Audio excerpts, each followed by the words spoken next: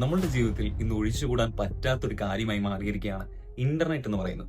വായുവും വസ്ത്രവും വെള്ളവും പാർപ്പിടവും പണവും ഒക്കെ പോലെ തന്നെ അവിഭാജ്യമായ ഒരു ഘടകമായി ഇന്റർനെറ്റ് ഓൾറെഡി മാറിക്കഴിഞ്ഞു. കാരണം നമ്മളുടെ എല്ലാ പരിപാടികളും ഇന്ന് ഓൺലൈൻ ത്രൂ ആണ് നടക്കുന്നത്, അല്ലെങ്കിൽ ഇന്റർനെറ്റ് സഹായം ജീവിതത്തിൽ എവിടെയെങ്കിലും ഒക്കെ എപ്പോഴെങ്കിലും ഒക്കെ നിത്യജീവിതത്തിൽ നമുക്ക് ആവശ്യമായിട്ട് വരുന്നുണ്ട് അല്ലെ. അതിപ്പോ ഒരു കണ്ടന്റ് കൺസ്യൂം ചെയ്യുന്ന തൊട്ട് ഒരു പേയ്മെന്റ് ചെയ്യുന്നത് വരെ, ഒരു UPI പേയ്മെന്റ് ചെയ്യുന്നത് വരെ ഇന്റർനെറ്റിന്റെ ആശ്രയത്തോടെയാണ്. ഇൻസ്റ്റാഗ്രാമോ വാട്സപ്പോ യൂട്യൂബോ ഇല്ലാത്തവരായി ആരും തന്നെ ഇല്ല എന്ന് തന്നെ പറയാം. അപ്പോൾ ഒരു ദിവസം നിങ്ങൾ എഴുന്നേൽക്കുകയാണ്, പെട്ടെന്നൊരു ദിവസം നിങ്ങൾ എഴുന്നേൽക്കുമ്പോൾ രാവിലെ തന്നെ ഇന്റർനെറ്റ് ഇല്ല എന്നിരിക്കട്ടെ, അതായത് ഇന്ത്യ മുഴുവൻ ഇന്റർനെറ്റ് ഇല്ല. നിങ്ങൾ ഫോൺ എടുക്കുന്നു, തുറക്കുന്നു, വാട്സപ്പ് ലോഡ് ആവുന്നില്ല, ഇൻസ്റ്റാഗ്രാം ലോഡ് ആവുന്നില്ല, യൂട്യൂബ് ലോഡ് ആവുന്നില്ല, ഒരു ആപ്സും ലോഡ് ആവുന്നില്ല, അല്ലെങ്കിൽ നെറ്റ്വർക്ക് കംപ്ലീറ്റ്ലി ഡൗൺ ആണ്. നിങ്ങൾ അത് വലിയ കാര്യമായിട്ട് എടുക്കില്ല, നിങ്ങൾക്ക് ചെറിയൊരു ബുദ്ധിമുട്ടുണ്ടാകുമെന്ന് പറഞ്ഞാൽ പോലും ആദ്യത്തെ കുറച്ച് മണിക്കൂറുകൾ ഓക്കെ ആവും. കാരണം എന്തെങ്കിലും നെറ്റ്വർക്ക് ഇഷ്യൂ ആണ്, സൈറ്റ് ഇഷ്യൂ ആണ്, ടവറിന്റെ ഇഷ്യൂ ആണെന്നൊക്കെ കരുതി നിങ്ങളൊന്ന് ആശ്വസിക്കും. കാരണം കുറച്ച് കഴിയുമ്പോൾ ശരിയാവും, അതായിരിക്കും നിങ്ങളുടെ ഒരു തോന്നൽ. എന്നാൽ കുറച്ച് മണിക്കൂറുകൾക്ക് ശേഷം നിങ്ങൾ ക്രോസ് ചെക്ക് ചെയ്യാൻ തുടങ്ങും, നാട്ടുകാരോടും കൂട്ടുകാരോടും ഒക്കെ അന്വേഷിക്കും. എല്ലാവർക്കും ഇതേ പ്രശ്നമാണെന്ന് അറിയുമ്പോൾ ചെറിയൊരു പാനിക് ഉണ്ടാവും, ഫ്രസ്ട്രേഷൻ ഉണ്ടാവും, തീർച്ചയായിട്ടും ഉണ്ടാവും. പിന്നീടാണ് പ്രശ്നം ഗുരുതരമാകുന്നത്. ഒരു 5-6 മണിക്കൂറുകൾ കഴിയുമ്പോൾ ഇത് നമ്മുടെ ലൈഫിനെ വളരെയധികം ബാധിക്കാൻ തുടങ്ങും.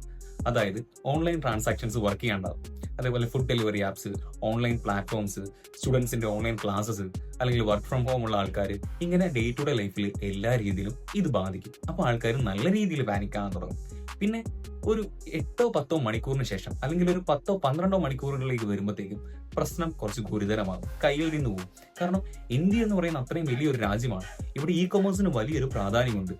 കൊമേഴ്സ് സെക്ടർ തന്നെ കംപ്ലീറ്റ്ലി തകരും. അതായത് ഫുഡ് ഡെലിവറി ആപ്സ് മാത്രമല്ല കൊമേഴ്സിൽ വരുന്നത്, നിങ്ങൾക്ക് അറിയാലോ, ഫ്ലിപ്കാർട്ട്, ആമസോൺ തുടങ്ങി ഒരുപാട് സംഭവങ്ങൾ ഇതിലുണ്ട്. അതേപോലെ ഒരുപാട് MNCs, മൾട്ടിനാഷണൽ കമ്പനീസ് ഇന്ത്യയിൽ ഒരുപാട് വർക്ക് ഫ്രം ഹോം എംപ്ലോയീസിനെ ജോബ് പ്രൊവൈഡ് ചെയ്യുന്നുണ്ട്. ഇവരുടെ എല്ലാം ജോലി വെള്ളത്തിലാവും. അതേപോലെ സ്റ്റോക്ക് മാർക്കറ്റ് കംപ്ലീറ്റ്ലി ക്രാഷ് ആവും, കമ്മ്യൂണിക്കേഷൻസ് കംപ്ലീറ്റ്ലി കട്ടാവും. കോൾസ് ഉണ്ടാവും, നമുക്ക് കോൾസ് ചെയ്യാൻ പറ്റും. എന്നിരുന്നാൽ പോലും കൂടുതൽ ആൾക്കാരും ഡിപ്പെൻഡ് ചെയ്യുന്നത് ഓൺലൈൻ ആയിട്ടുള്ള ആപ്സിനെയും മറ്റു സംഭവങ്ങളെയാണ്. സോ ഒബ്വിയസ്ലി കമ്മ്യൂണിക്കേഷനെ അത് ബാധിക്കും. പിന്നെ സ്റ്റുഡൻസിനെ നമുക്ക് ഒരു പരിധി വരെ നമുക്കത് ഒഴിവാക്കാം എന്ന് തന്നെ ഇരിക്കട്ടെ. അവർക്ക് ഇനിയിപ്പം നേരിട്ട് പോയി അറ്റൻഡ് ചെയ്യാൻ പറ്റുന്നതാണെങ്കിൽ ഫൈൻ. പക്ഷെ വർക്ക് ഫ്രം ഹോം അത് അങ്ങനെയല്ല. വർക്ക് ഫ്രം ഹോം ചെയ്യുന്ന എല്ലാവരെയും തന്നെ അത് കംപ്ലീറ്റ്ലി ബാധിക്കും. അവരുടെ കമ്പനീനെ ബാധിക്കും, ഒരു ഹ്യൂജ് ലോസ് വരും. അതേപോലെ തന്നെ അടിയന്തരമായിട്ട് കൊടുക്കേണ്ട സേവനങ്ങൾ, ഇപ്പോൾ വീട്ടിലിരുന്നുകൊണ്ട് ഒരു മെഡിസിൻ ഓർഡർ ചെയ്യുക, അല്ലെങ്കിൽ ഒരു നേരത്തെ ആഹാരം ഓർഡർ ചെയ്യുക, അങ്ങനെ ഇതിനെ ഡിപ്പെൻഡ് ചെയ്യുന്ന ഒരുപാട് ആൾക്കാരുടെ ജീവിതം സ്തംഭിക്കും. ആൾക്കാർ കംപ്ലീറ്റ്ലി പാനിക്കിലേക്ക് പോകും. 24 മണിക്കൂർ, ഏകദേശം ഒരു 24 മണിക്കൂറിന് ശേഷം സിറ്റുവേഷൻ ഔട്ട് ഓഫ് കൺട്രോൾ ആവും.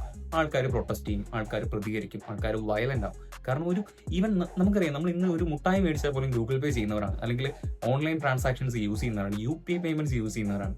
UPI വർക്ക് ആവാണ്ടാവുമ്പോൾ തന്നെ നമ്മളെ കൊണ്ട് പറ്റാണ്ടാവും. കാരണം നമ്മൾ അത്രത്തോളം ഇതിനെ ഡിപ്പെൻഡ് ചെയ്ത് കഴിഞ്ഞു, നമ്മൾ ക്യാഷ്ലെസ് ആയി മാറിക്കഴിഞ്ഞു ഓൾറെഡി തന്നെ. സോ അത് വലിയൊരു റഷ് ബാങ്കുകളിലും ATMകളിലും ഉണ്ടാക്കും.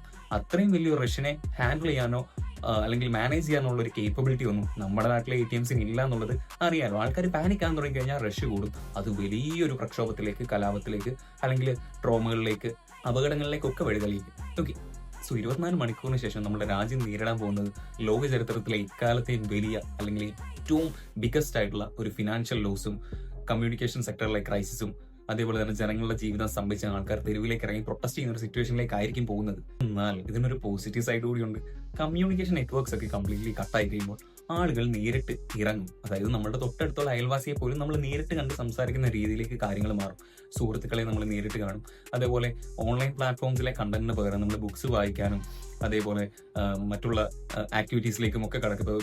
ഒരു പറമ്പിൽ പോയി കളിക്കുന്നതാണെങ്കിൽ പോലും അങ്ങനെയുള്ള ഫിസിക്കൽ ആക്ടിവിറ്റീസിലേക്കും കാര്യങ്ങളിലേക്കും ഒക്കെ എല്ലാം വഴിമാറും. സോ പോസിറ്റീവ്സും ഉണ്ട്, നെഗറ്റീവ്സും ഉണ്ട്. നെഗറ്റീവ്സ് ആണ് കൂടുതൽ. നെഗറ്റീവ്സിനെ നമുക്ക് ഹാൻഡിൽ ചെയ്യാൻ പറ്റില്ല, കാരണം നമ്മൾ പ്രിപ്പയർഡ് ആണെങ്കിൽ കുഴപ്പമില്ല. പക്ഷെ ഓൾ ഓഫ് എ സഡൻ ഒരു ഡേ ഇതങ്ങ് സംഭവിച്ചാൽ രാജ്യം സ്തംഭിക്കും, ജനജീവിതം സ്തംഭിക്കും, ഔട്ട് ഓഫ് കൺട്രോൾ ആവും, ടോട്ടൽ കെയോസ് ആവും. സോ അങ്ങനെ ഒരു സിറ്റുവേഷൻ വരാതിരിക്കട്ടെ. വന്നാൽ ഇന്ന് ഒന്ന് ആലോചിച്ച് നോക്കുക. Always be prepared. ഓക്കെ.